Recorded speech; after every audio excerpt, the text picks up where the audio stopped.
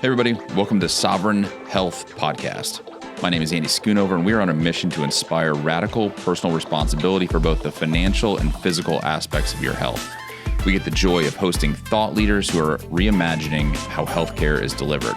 Today is a treat. We have Dr. Philip Ovadia with us. He's one of the nation's preeminent cardiac surgeons, and he is on a mission to put himself out of business. Dr. Ovadia, welcome. Great to be here with you, Andy.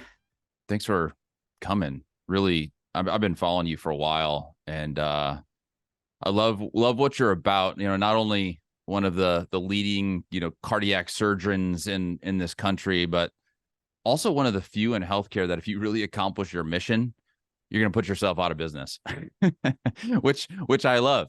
We have so many rent seekers in healthcare, and you're one that's like, hey, if I do this well, if I accomplish my mission, I'm not going to have much work. What is your why behind that?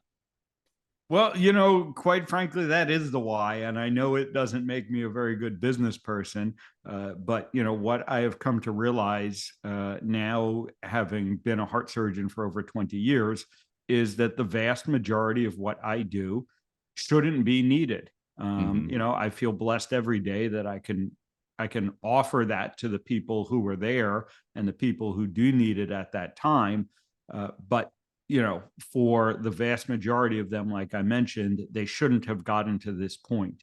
And we should be addressing these issues prior to them ending up on my operating table.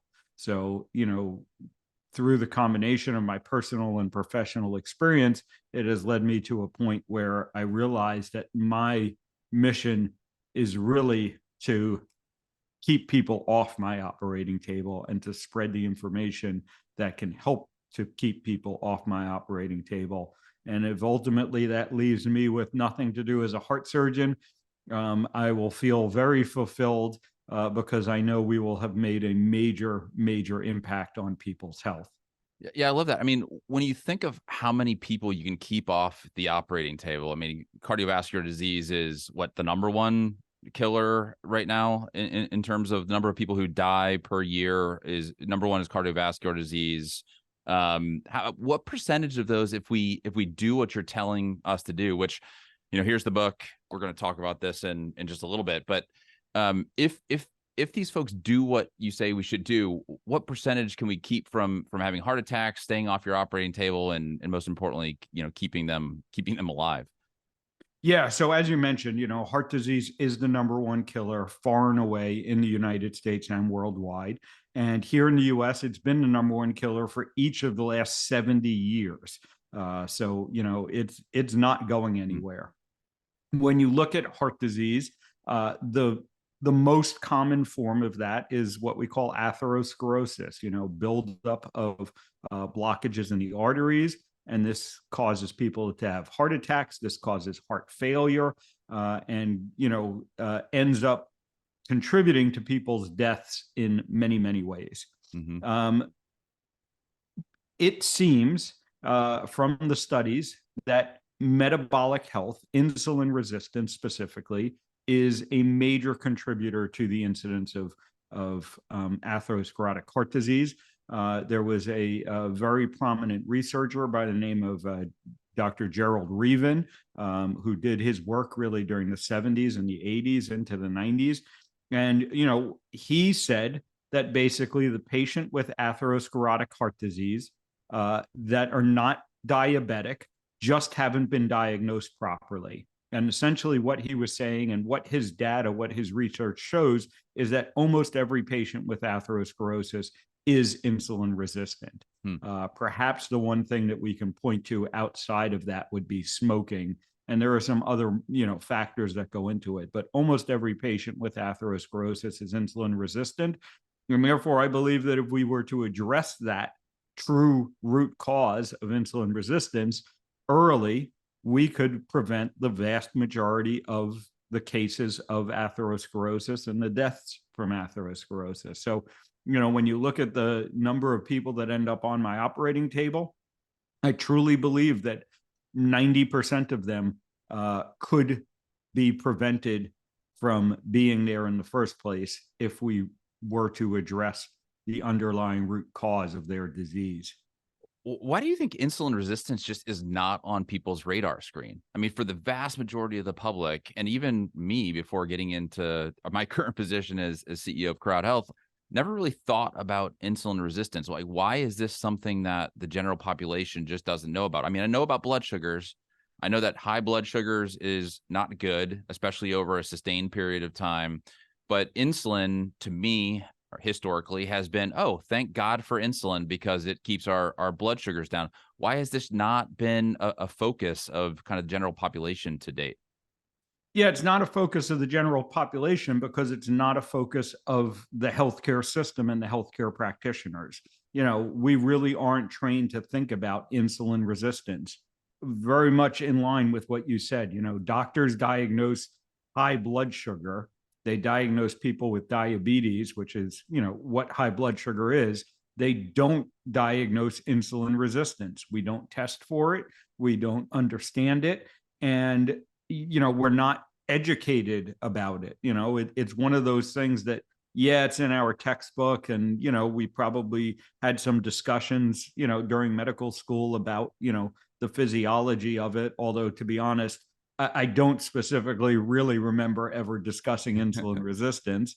But certainly in day-to-day practice, it does not come up, and it's not something that's talked about at the medical conferences. It's not something that's as widely researched and published about as it should be, and it's just not emphasized in the medical system. We could talk about why that might be. And, the big answer that I would give is that we don't have a simple treatment for it. We don't have a medication that directly addresses insulin resistance. And therefore, we don't talk about it like some of the other things that have become that do dominate the discussions around, chronic diseases and things like heart disease. One of the things that I read about insulin, and please correct me if I'm wrong, you're the doctor here, but as I was doing some work on just understanding insulin, the how our body uses insulin, if you look back thousands or even hundreds of thousands of years, the whole point of insulin was not necessarily to lower your blood sugar. It was to take that sugar in your blood and to store it as fat for later. Because if you had really high blood sugar back in the days, that you probably are going to go a sustained period of times without having any kind of food. And so you needed a mechanism in your body to capture that blood sugar, store it as fat. And so you have something later. I mean, is that right or is that wrong? And it's just so interesting to me if that is correct, how we've totally changed the whole point of insulin because of our modern day diet. Yeah, so you're correct really on both things you mentioned there. So insulin is essential to life. Without insulin, and insulin is a hormone that our body makes. Without insulin, we die. So that's basically what type 1 diabetes is. Mm-hmm. Type 1 diabetes means that you can no longer make insulin.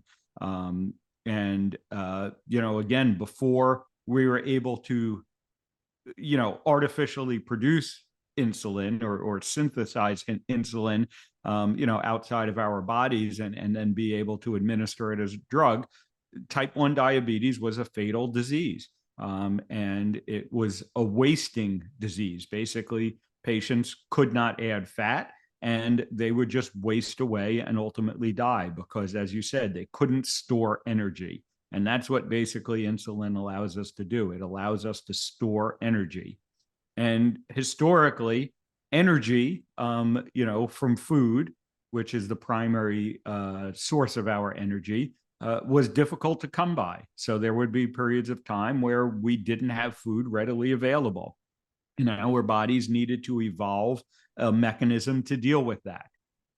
What has happened in our modern food environment, we've essentially eliminated that problem, which on the one hand is certainly good. A lot less people starve to death today than they did hundreds and thousands of years ago. But we've created a new problem in that we've broken that insulin system, and we now stimulate our bodies to store so much excess energy that basically our bodies say, we're not taking any more storage. And that's what insulin resistance is. And now that excess energy starts to build up in the system, in the form of glucose, also, in other ways. And that now is causing end organ damage, things like damage to our blood vessels, which is ultimately what leads to atherosclerotic heart disease, the condition that we started talking about. So this is a problem that we've sort of self-created. One of my favorite sayings is that humans are the only species smart enough to invent their own food and dumb enough to eat it, because we have created this problem with our modern food environment.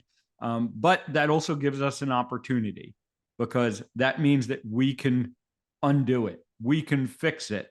We just need to address that same food environment that has caused this issue to start with. Yeah. Well, we're going to talk about a couple of the foods that you point out in your book that you say to stay away from that I love. So we're going to talk about those in a bit. But I do want to talk about your book, Staying Off My Operating Table, which I think you'll see here, which, I love this book for a couple of reasons. One, it is what others want to say in 10,000 words. You've been able to put in little increments of 1,000 words, which I love that. It's totally digestible.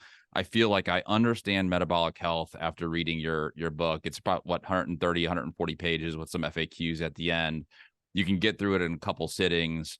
And I mean, I think this is an incredible, asset that we're actually going to provide to our members at CrowdHealth for free if they want one. So I like it that much. One of the things you talked about are, you have 12 myths in your book. And I wanted to go through, a few of them, and I tried to pick out 4, but I went through 12 and I was like, man, I really want to dive deeper into all 12 of these.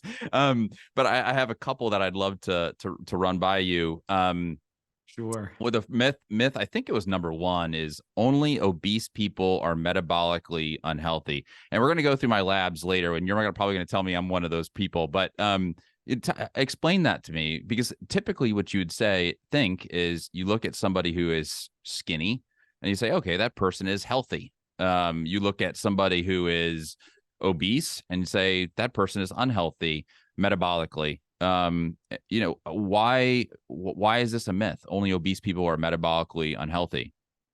Yeah, so there's plenty of data that shows us that this is a myth, first of all. And one of the more recent studies was a study looking at what's called the NHANES data from 2016. It's a national survey of people's health, nurses specifically, that has been going on for 40 or 50 years now.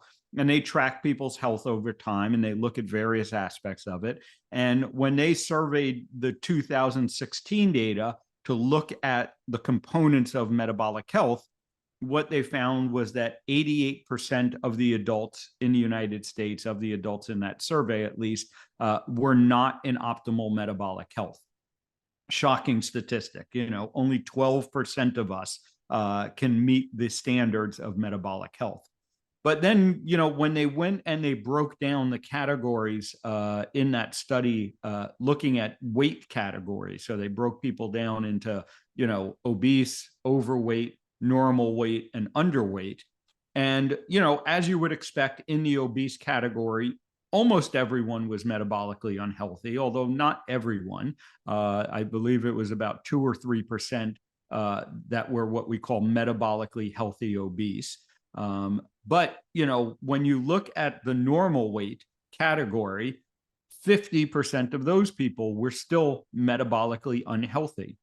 So yes, being normal weight gives you a better chance of being metabolically unhealthy, of being metabolically healthy, but it in no way guarantees that you're metabolically healthy. It's basically a 50-50 shot, here in the US. So that's why, we get fooled by that concept that just, weight is an important determinant of health. And again, we've seen this in study after study, that weight is a pretty poor marker for overall health. And, you can make the mistake in both directions.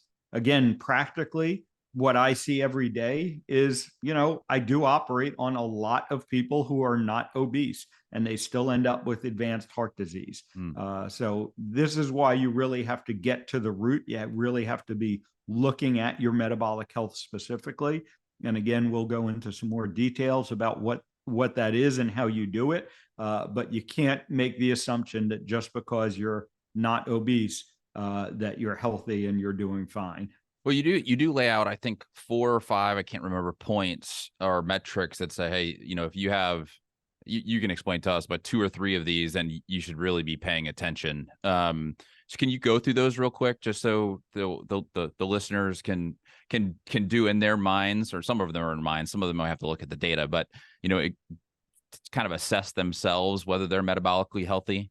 Yeah. So, these are the 5 basic metrics that we use to assess metabolic health. And everyone really does need to know these numbers.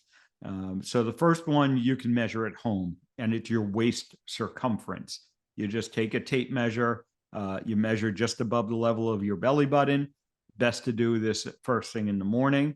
And if you're a man, you want that to be less than 40 inches. If you're a woman, you want that to be less than 35 inches.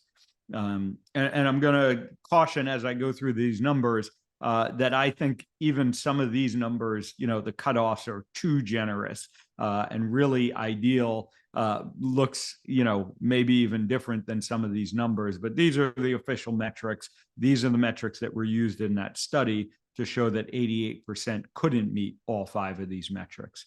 Metric number 2 is going to be your blood pressure. And in order to be defined as metabolically healthy, your blood pressure should be less than 130/85. So both of those numbers need to be below those cutoffs, and that needs to be without the use of medications. High blood pressure is actually one of the early signs of metabolic health problems, and it should be recognized as such. But unfortunately, you go to your doctor, you get diagnosed with high blood pressure. They say, no worries, we have a medication for that. They put you on the medication, and they don't think about the underlying cause of that high blood pressure. And that, again, leads to problems down the line.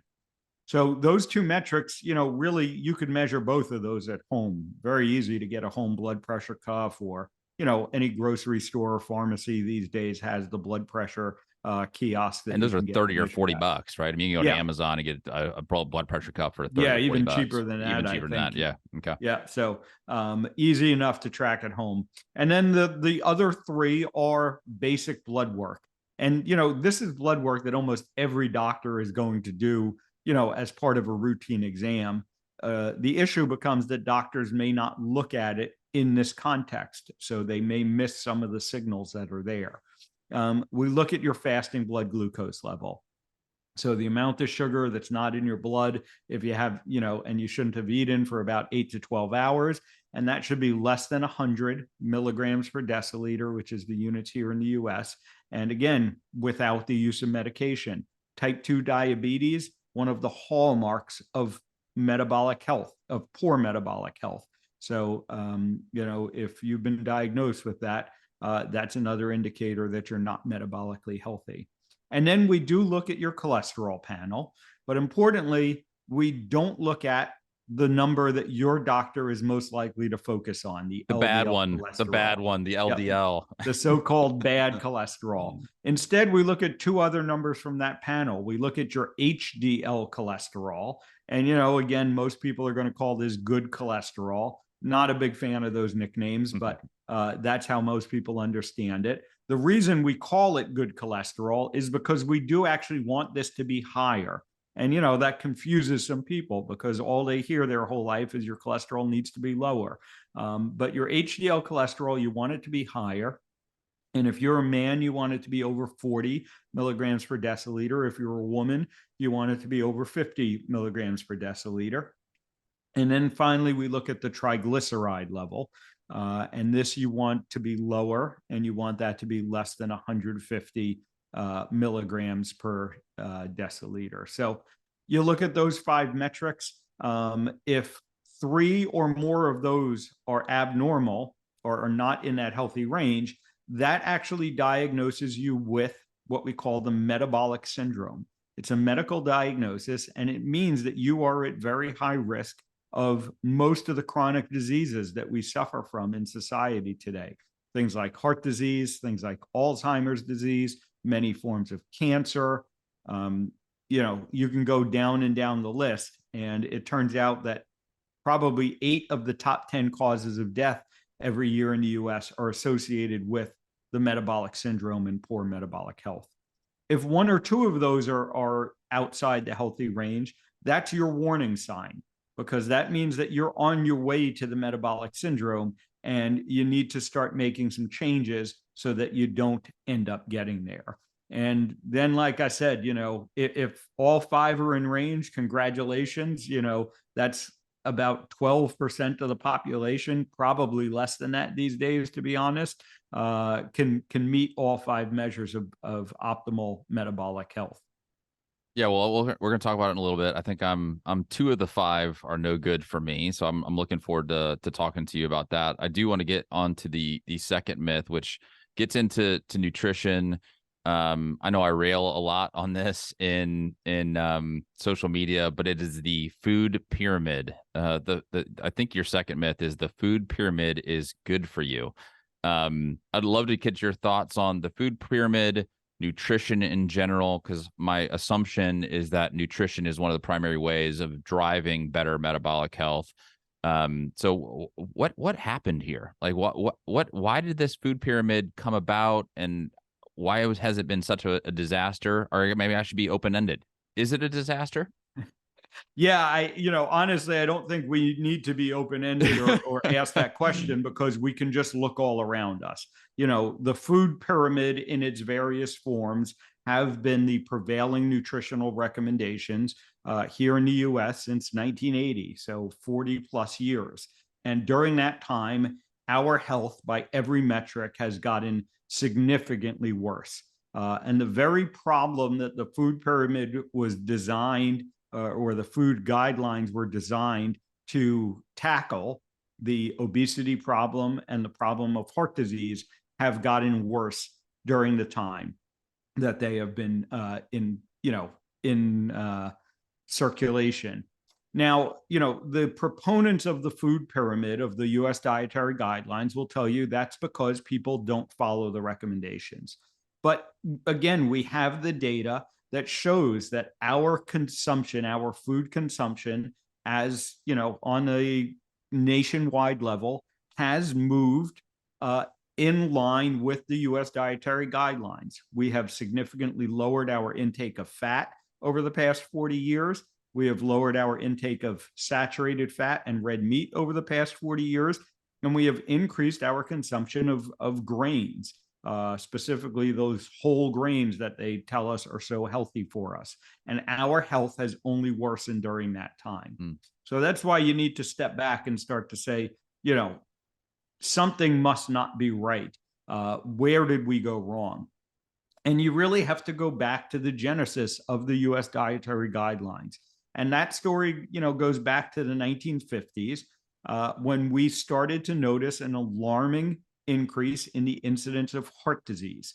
Again, like I said, it's been the number 1 killer in the US since the 1950s. If you go back further to the early 1900s, heart disease is almost undescribed and unheard of. We have reports from the leading physicians, in the US in the late 1800s and the early 1900s, of the types of cases that they would encounter, during their careers, during their practice. And many of them would rarely, if ever, see cases of heart disease in the 1900s. So it seems that heart disease was, a very rare condition in the early 1900s.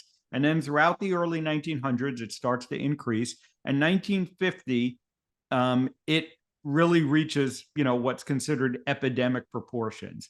And what specifically set off the alarm bells is the president of the United States has a heart attack while he is in office. And again, this sets off the alarm bells. And so people rightly start asking what's causing this heart disease.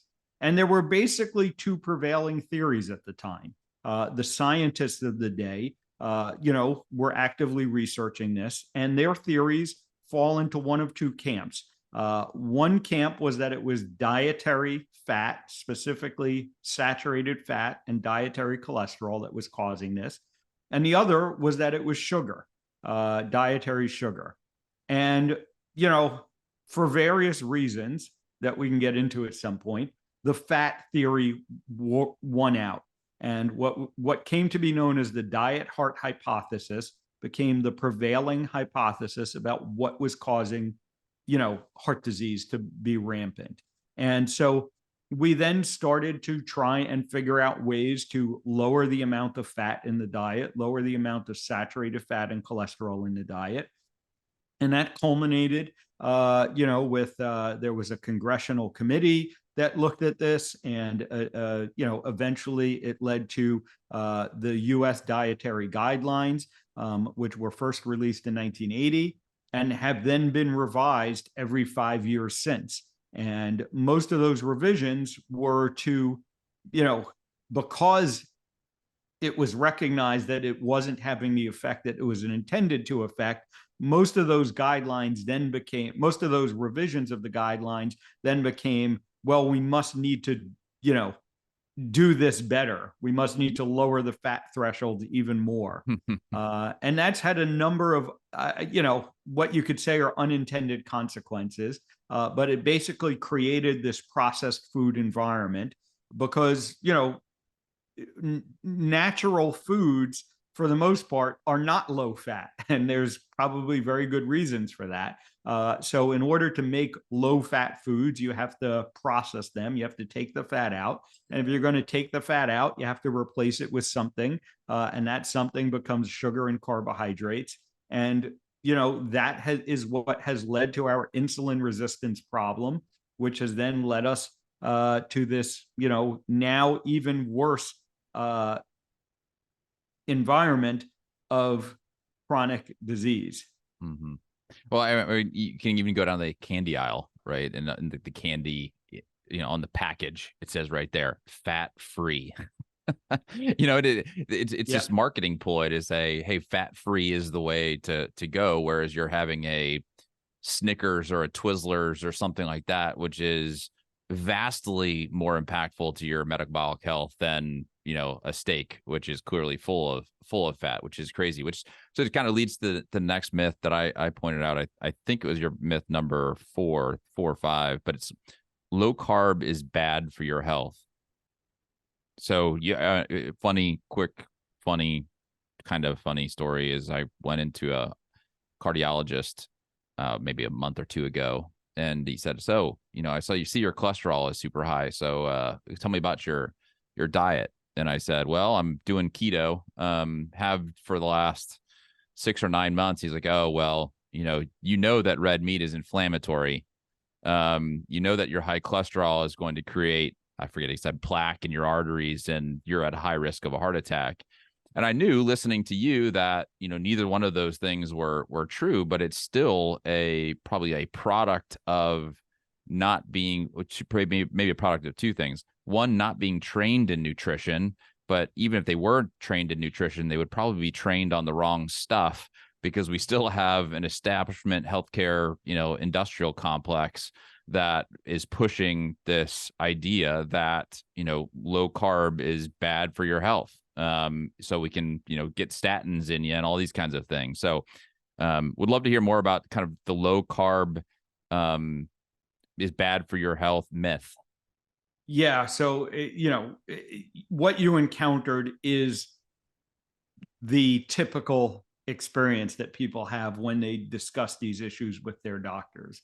And like I said, I'm not blaming the physicians. I'm blaming the system that they're in and the education that they receive. And again, this concept that low carbohydrate diets, ketogenic diets, are harmful for your health is based solely on this concern about cholesterol, Mhm. and specifically about our LDL cholesterol levels. Uh, and again, it really has no basis in science. There is no study that I'm aware of that shows increased incidence of heart disease in people doing low carbohydrate diets. And realize that, while low carbohydrate diets have become, very popular recently within the past 5 to 10 years, we have a history around low carbohydrate diets, that goes back a long time. In fact, our evolutionary diet was probably low carbohydrate. But, low carbohydrate diets as a therapeutic tool was first suggested in the late 1800s. And again, we go back to type 1 diabetes. And before the synthesis of insulin, the only therapeutic treatment that was available for type 1 diabetics was to stop feeding them carbohydrates. And, it would slow the progression of the disease. So we've had low carbohydrate diets for a long time. Atkins was, a popular one during the 70s and 80s. There have been many other forms of low carbohydrate diets. So, you would think that we would have scientific data showing, this immense threat to our heart disease that it's supposed to be, if that was in fact true. And the reality is you can't find that data. It doesn't exist because it's simply a hypothesis, and it really doesn't hold up. What low carbohydrate diets actually do is they are one of the most powerful tools for reversing insulin resistance.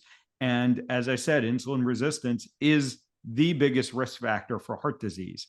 So even if we take everything at face value, if we take the risk that's been associated with LDL cholesterol as it, turns to heart disease, and we recognize that the risk that's associated with insulin resistance is much, much higher, on the order of 6 to 10 times as powerful a risk factor.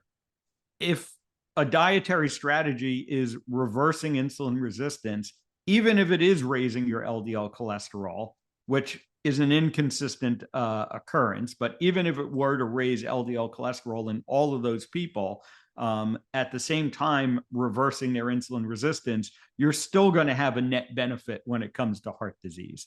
So, quite frankly, this is really fueled by the forces that don't want people, on low carbohydrate diets.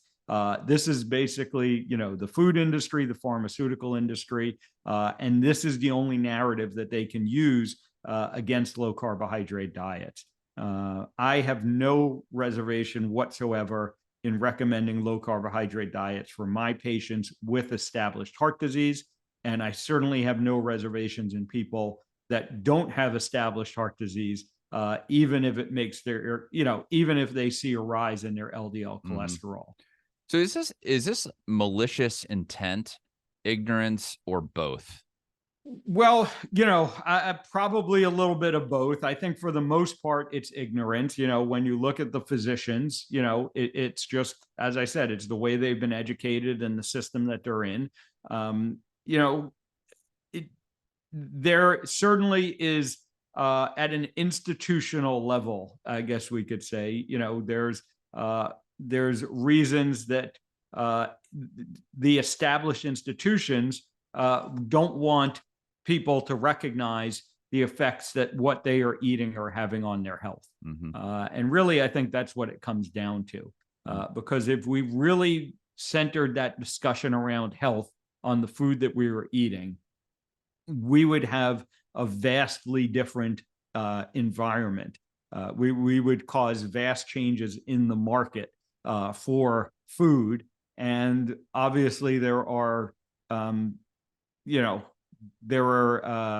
well-established business interests that are doing just great with our current environment, our current food environment, that really don't want that to change.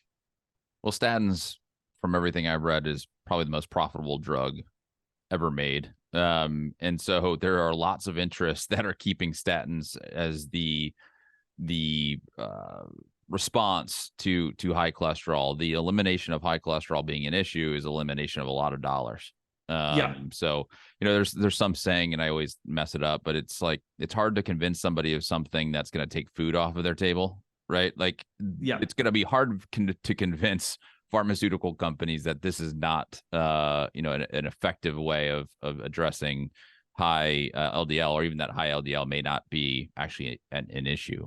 So I kind of want to go back to, and we're going to go in first full circle here, but you kept mentioning insulin, and I want to go back, and I think I'd love to understand. Insulin feels a bit like a frenemy. It's a friend because without it we would die. But you also said that the resistance to it is the number one kind of indicator of potential heart risk, heart disease. So can you just explain that to, like, physiologically, what is going on inside of us that insulin resistance is going to be the number one issue? It's kind of the canary in the coal mine, it sounds like. Yeah, exactly. And, so to go back, like we talked about earlier, the primary role of insulin is to allow our bodies to store energy and to get sugar out of our bloodstream. So, one thing that we didn't mention earlier is that sugar is toxic. And above certain levels in our bloodstream, sugar is toxic. It starts to damage our blood vessels. It starts to have other damaging effects on some of our other organs. So our body needs a way to get it out of the bloodstream. And again, that's one of the primary roles of insulin. What happens is, over time, as we're consuming more and more sugar, and all of the carbohydrates that we eat are broken down to sugar in our body. And as we bring more and more sugar into the system, and the body has to find a way of disposing of this sugar, we make more and more insulin. And, that insulin then causes that sugar to get packed away into our fat cells, among other places, but primarily we'll focus on that for right now. And at some point, the fat cells start saying, we can't take in any more, energy, any more sugar. Triglycerides are actually, the storage form, but they say, we're full, we can't take any more. And they basically stop responding to the insulin. And so the body, the pancreas, which is kind of the center of trying to regulate our blood sugar, says, okay, we need to make more insulin because we got all this sugar now that's building up in our bloodstream.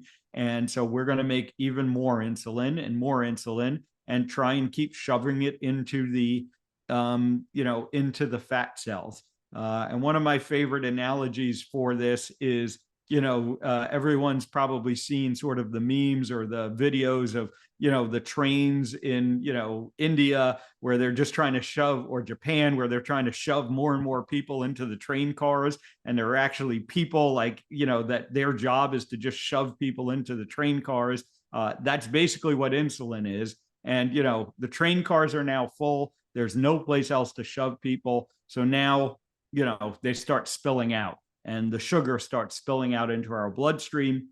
And that's really, what causes the toxicity. And, that's a little bit of a simplistic explanation of it. It gets very complicated on a biochemical level, and it has lots of other effects. And one of the other interesting effects that happens with insulin resistance is it actually starts to change the types of cholesterol particles that are in our bloodstream. And it actually can lead to damage directly to the cholesterol particles, the cholesterol carrying particles, what we call lipoproteins, that then make them more sticky, essentially, and they can start to clump up into these plaques.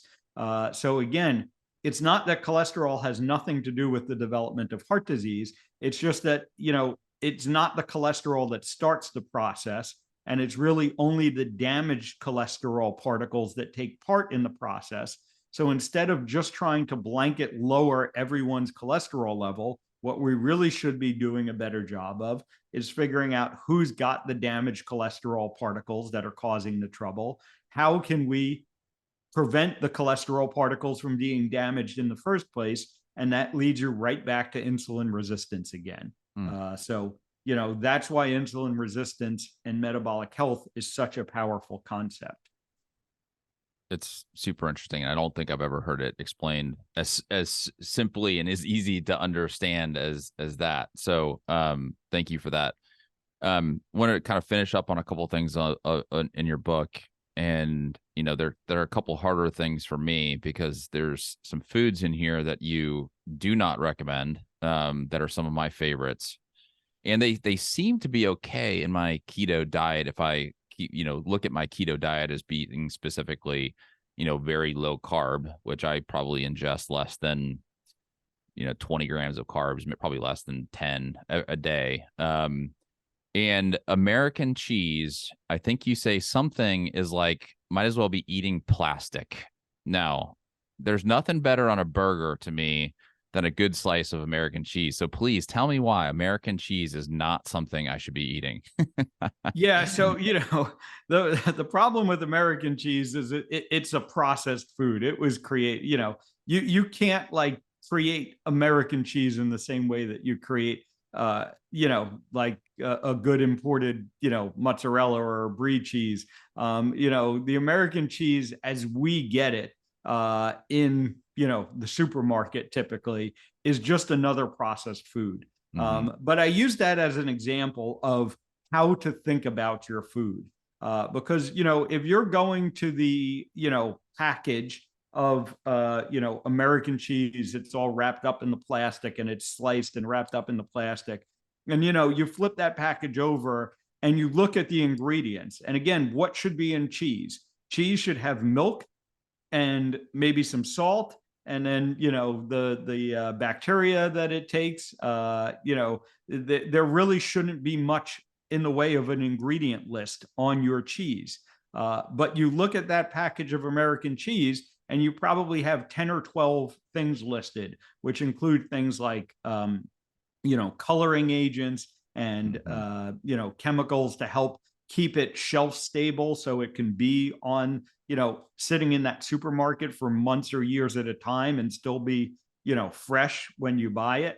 And these are the problems that come with these processed foods. So, it's not that eating cheese is bad. And, it's not that I tell people not to eat cheese. But you do need to recognize that there's a difference between that packaged American cheese and, the good, imported, mozzarella cheese that you're going to get maybe someplace else in the supermarket. Sure.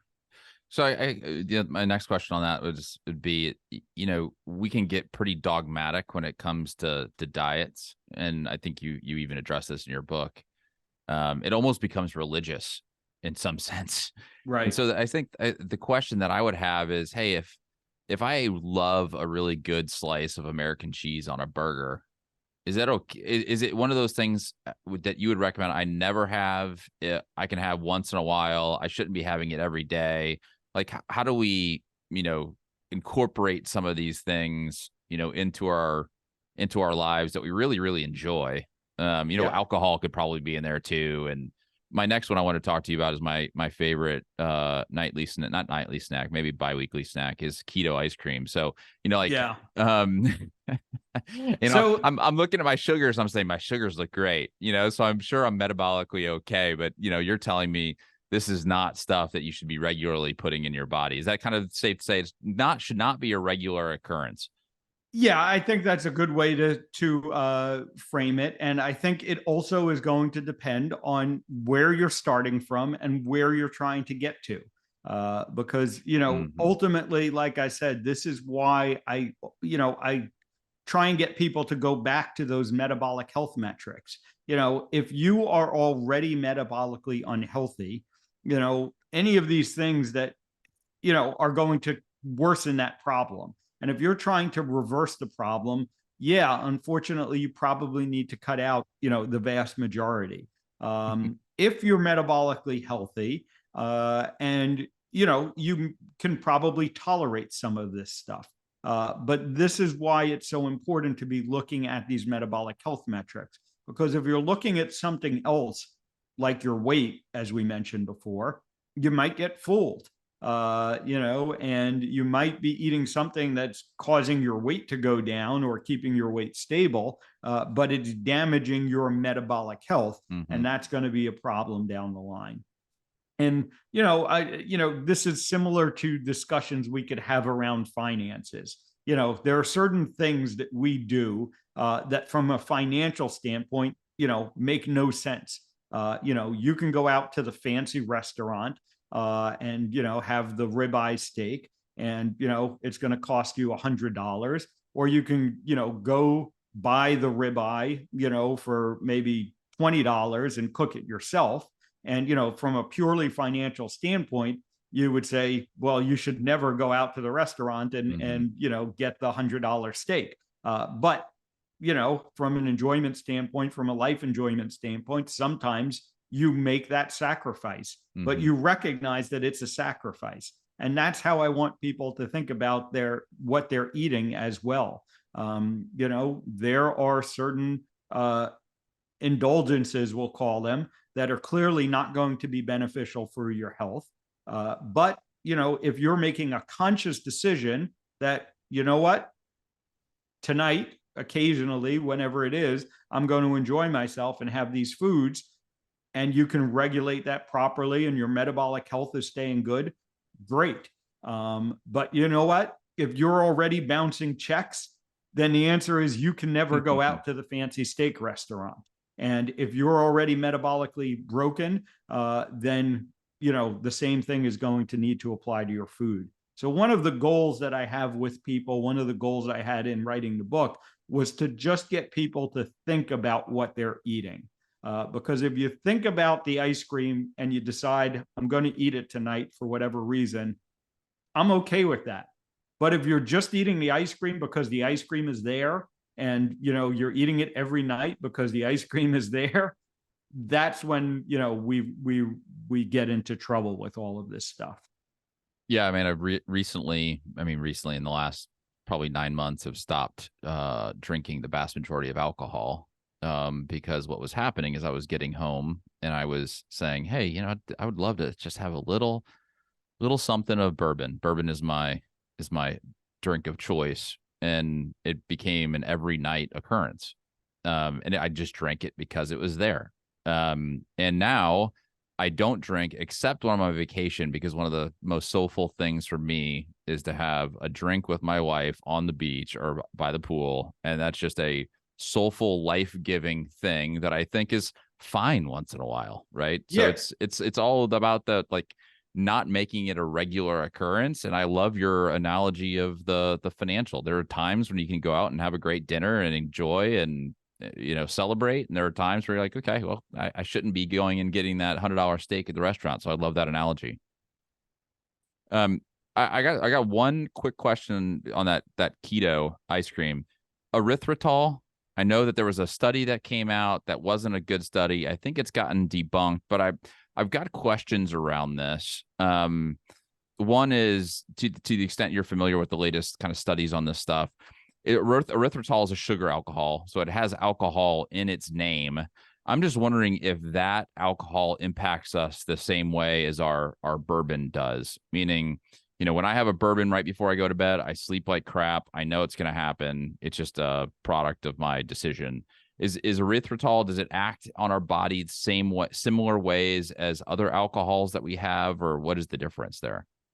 Yeah, and I'm going to preface this by saying this is certainly not my area of expertise, but basically what I focus on when it comes to this discussion is in your liver, it's basically getting processed the same way.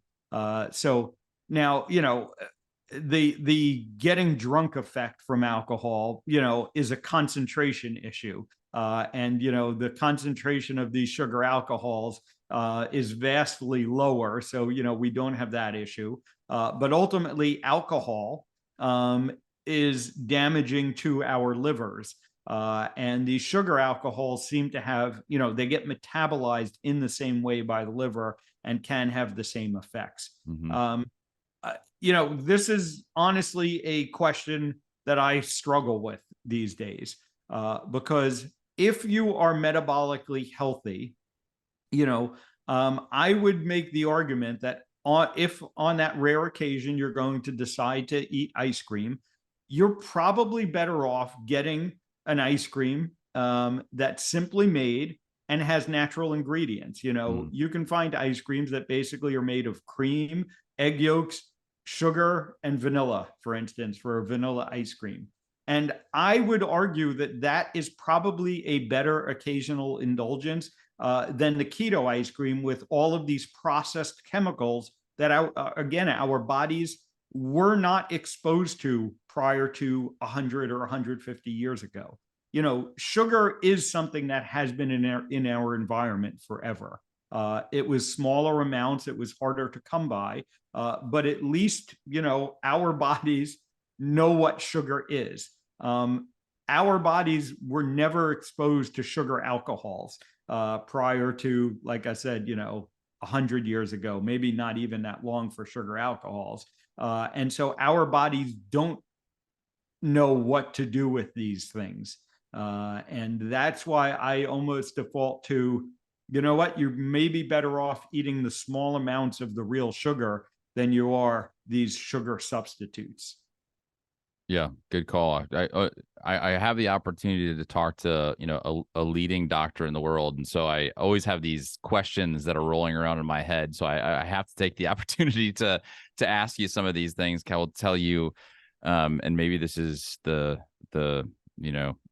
higher being telling me something, is every time I have either a drink or erythritol with either ice cream or whatever it ends, I end up sleeping like garbage, which I know bad sleep leads to bad metabolic health as well. So, yes, exactly. Well, so I was going to be a guinea pig, knowing what you're probably going to tell me. But I wanted to actually have a real life example of labs and how you would look at labs. And I'll put them up on the screen here. But Dr. Ovadia, I've over the last, say, 6 months, I've done labs. I went to my primary care doc and said, just get me the labs that you recommend. And it was a pretty extensive, panel of labs. I think there were 8 or 10 in there. Most of them came back as okay. I think I had a couple high ones, like potassium was a little high. I'm on the keto diet, so ketones was high.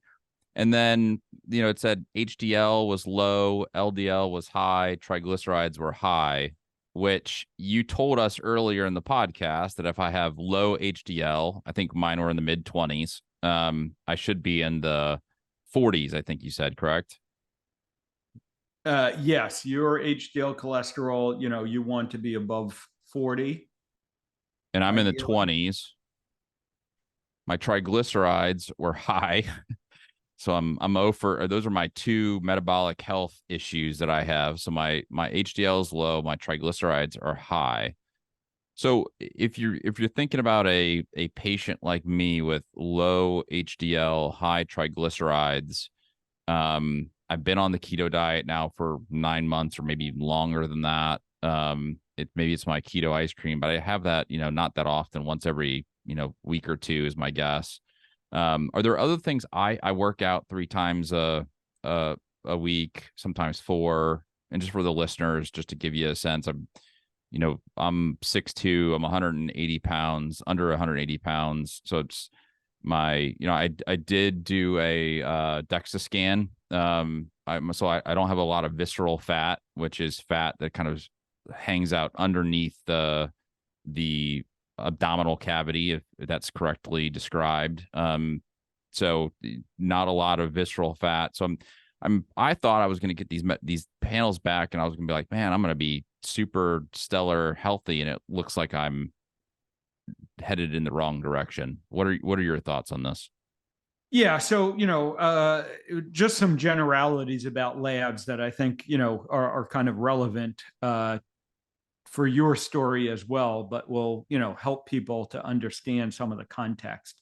So the first thing is understand that the normal lab values that are reported are determined because that is the range that 95% of the population will fall within, the study population that was used for these studies. So, that are used to define the lab values. So basically, they take 100 supposedly healthy people, and I'll say, it's typically going to be 100 people without obvious health problems. But, in the context of this discussion, realize that a lot of those people probably do have some underlying issues that haven't been fully recognized. And they basically, look, what ranges that 95% of them are going to fall within. And that's what's defined as a normal value. That doesn't mean that that value is optimal. It doesn't mean that your body is functioning optimally, at those certain levels. So you always want to keep that in mind. The other thing that's important is that these things change, and some of them change pretty quickly. And there are a lot of factors that can go into determining why they change. So, one lab test may not really be enough to give you all the answers. It's just a snapshot in time. And this is why I think it's important to look at trends over time. And when you're looking at one set of lab values and, maybe they're not perfect, you have to ask yourself, okay, are they getting better or are they getting worse? Because, someone like yourself who's maybe been doing whatever it is for a while, in this case, keto, but it can be anything. And then they get their labs. And if you don't know where you started from, because people don't check labs as often as I think we should, then it can become a little hard to interpret, because, your numbers may have looked a lot worse 6 months, a year ago. And yeah, they're not perfect, but if they're moving in the right direction, then we say, okay, you're probably doing something that's beneficial, and, you just need to keep doing it. Another important concept is that, these change, the damage to your metabolic health occurs over decades. And so someone who's metabolically unhealthy, things have been going on for decades. And while we see changes relatively quickly, we may not see 100% improvement all that quickly. And so it is a process. And so I always also try and get people not to get too frustrated if the numbers aren't going back to perfect, right away after a couple of months on a low carbohydrate or a ketogenic diet. But it should ultimately give you clues and should prompt you to keep, looking further if your numbers aren't getting to where they need to be. And, one other thing that we should certainly mention, we alluded to a couple of times, is that, while the food that you eat is the primary determinant of your metabolic health, it's not the only determinant of your metabolic health. And you do want to be thinking about the other determinants, like the activities that you're getting, the quality and amount of the sleep that you're getting, the stress, how you're dealing with the stress in your life, which is another factor that plays into I run a startup. health. Maybe that has something to do with this. Exactly. So, that's those are maybe some other areas that someone like yourself, where the numbers aren't quite where we want them to be, but it sounds like you're eating a pretty good diet. Yeah, you can always dig in a little bit more on the diet, and you say maybe it's the keto ice cream and maybe it's the alcohol every once in a while, or, there's something else in there that might be going on. But it could also be that, yeah, you know what, you are doing pretty good on the diet, but you're stressed out 24/7, and, that's going to have its own effects. So these are the things that, we can start looking at. And these are some of the clues that we can get at when we're reviewing blood work. So two final questions on this. One is, if we have, maybe we can take these in two different ones. You said HDL was one of those risk factors, low HDL, and then high triglycerides. Yep. Is there something beyond nutrition that you would say specifically, let's just do low HDL first? Is that one where you say, okay, I need you in the gym more often, or I need you what would you tell me as my doc to say, you got low HDL, here's the thing you need to be thinking about between now and say 6 months from now when you take this test again to see how we're doing? Yeah, so building muscle is Okay. a big factor when it comes to HDL cholesterol. So that is certainly something that you want to pay attention to. The other thing to understand about HDL cholesterol is that it is somewhat genetically, um, Hmm. bounded. So there are certainly people that run very high HDL levels genetically. There are other people that run low HDL levels genetically. Now, that doesn't mean that you can't influence it with your diet, with exercise, with other factors. It's just that, some people are never going to get to an HDL level of 100, no matter what they do. And other people, might have an HDL level of 100, even if they're not really, doing the right things. So again, that's where the historical lab work and tracking these things over time can be so powerful. Well, that And was my second. finally, Oh, go ahead. Sorry. yeah, the other point I was going to make there is that that triglyceride to HDL ratio, Mm. which is so important. That has two components. So you can raise your HDL or you can lower your triglycerides. Ideally, you want to do both, and oftentimes the things that lead to one of those occurring leads to both of those things occurring. So they usually do move directionally together, meaning they both improve together. So that's the good news that we can look at around that. Well, you're talking about genetics, and I apologize for interrupting. Yeah. Interestingly, I showed my brother, who's 10 years older than me, a couple inches shorter, but similar stature, and his labs are almost exactly the same. His HDL is within a couple of points of mine. His triglycerides are within 10 points of mine, I think. I mean, they were eerily similar. And so my question then becomes, how much of this is genetic? By the way, my sister has high triglycerides as well, and she actually takes medication for high triglycerides. Yeah. And so can some of this stuff be genetic, or kind of what percentage of this? I know that's a hard question to answer, but like what is the genetic component of this that can move the needle on some of these numbers? Yeah, so like I said, these things all do have some genetic, boundaries that we probably function within.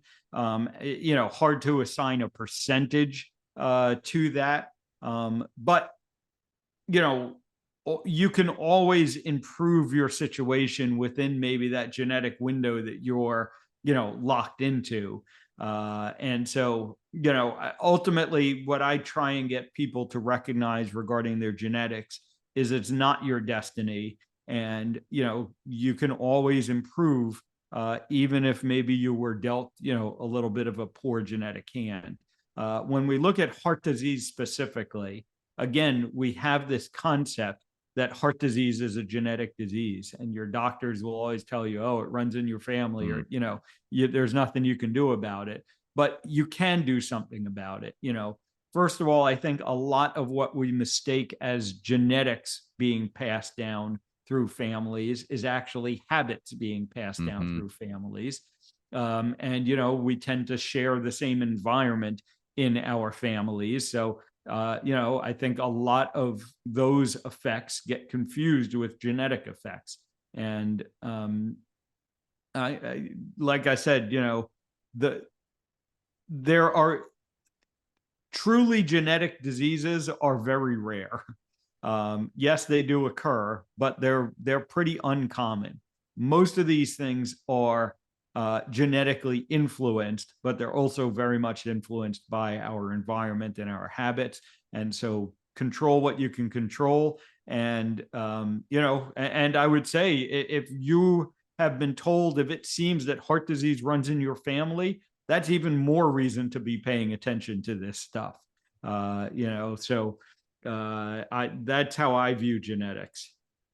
Well, you talked about that in your book too, where you grew up in a family that had bad habits.